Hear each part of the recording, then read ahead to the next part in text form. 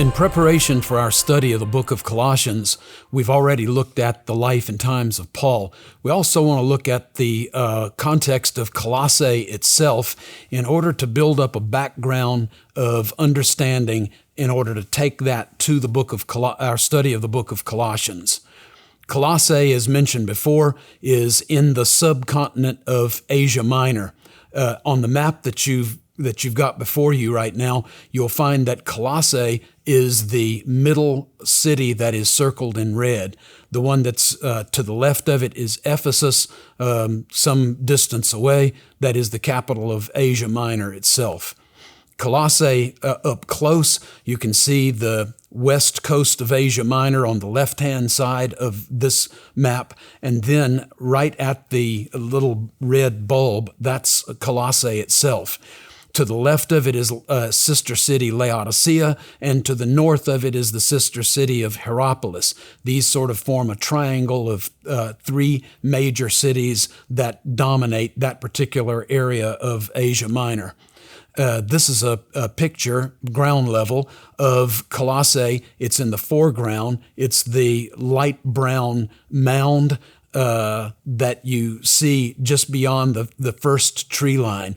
Behind it is Mount Cadmus, which is the highest peak of this part of Asia Minor.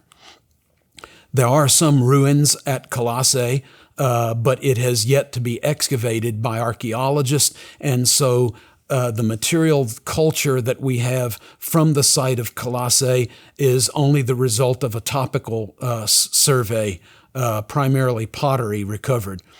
From that pottery, scholars have been able to determine that the site of Colossae was originally founded a millennium and a half before Father Abraham, about 3,500 years BC. It's first mentioned in the literary record in the 5th century BC by Herodotus and then again by Xenophon, and these guys call the city of Colossae a populous, wealthy, large city. Its name probably derives from the source of that wealth, which is the production of a special kind of purple wool that was called Colossianus. For that reason, rather than the Colossus at Rhodes, the city of Colossae probably derived its name from its most lucrative source of income.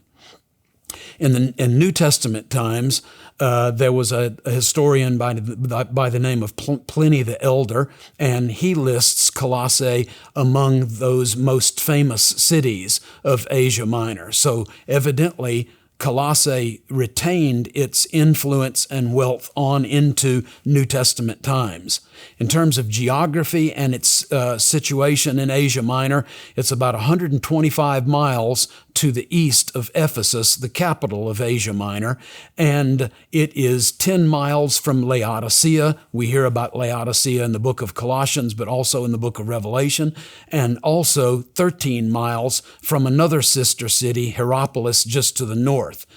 These two cities, Laodicea and Hierapolis, are important enough to be mentioned a total of 6 times in the book of Colossians itself. I mention this because these books don't just come out of nowhere. These aren't just products of people's stream of consciousness or creative imagination.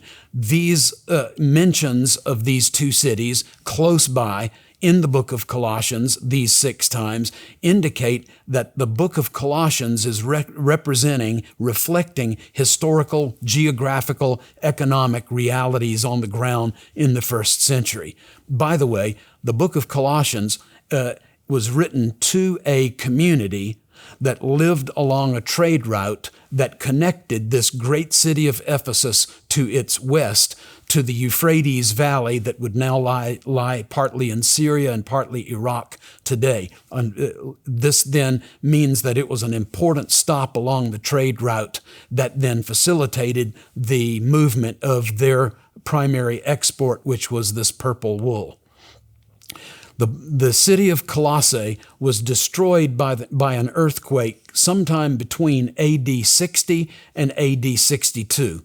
Now, this is an important point because Paul would have to have written this book, the book of Colossians, sometime before the city was destroyed. Otherwise, there would be no reason to write. There wasn't anyone living there.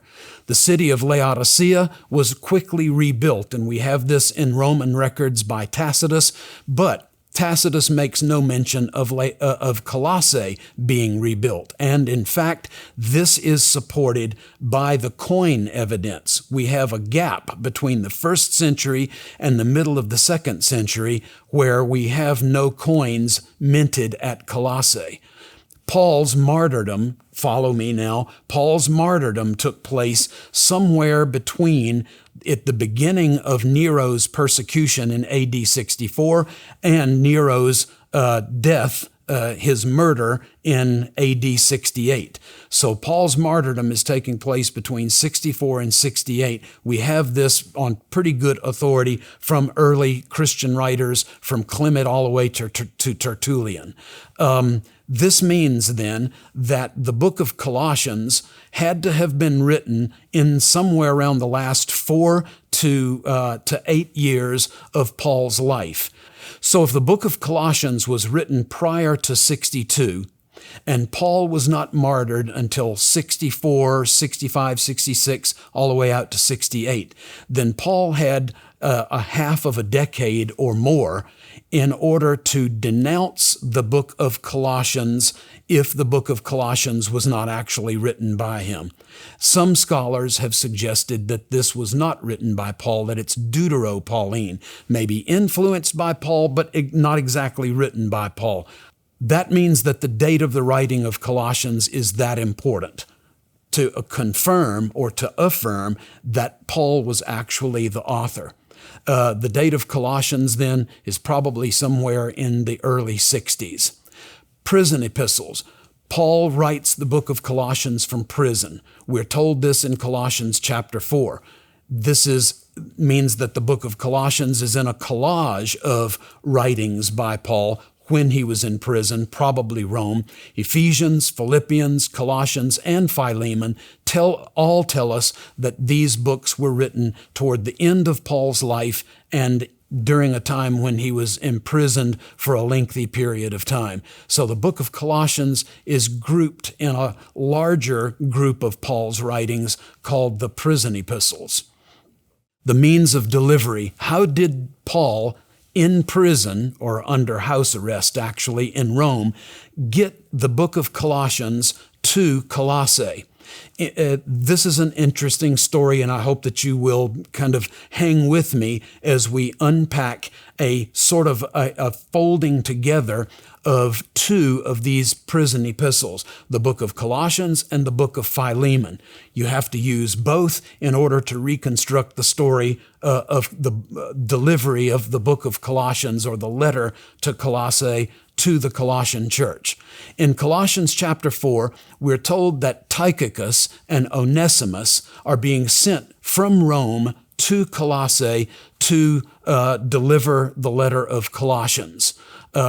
More than likely also carrying the book of Philemon, or the letter to Philemon as well. Philemon, verse 2, there's only one chapter in Philemon. Verse 2 says that the book of Philemon was sent primarily to Philemon himself, but secondarily to the house church that met in the home of Archippus and his wife Apphia. And then in Colossians chapter 4, Archippus was a leader in the church of Colossae.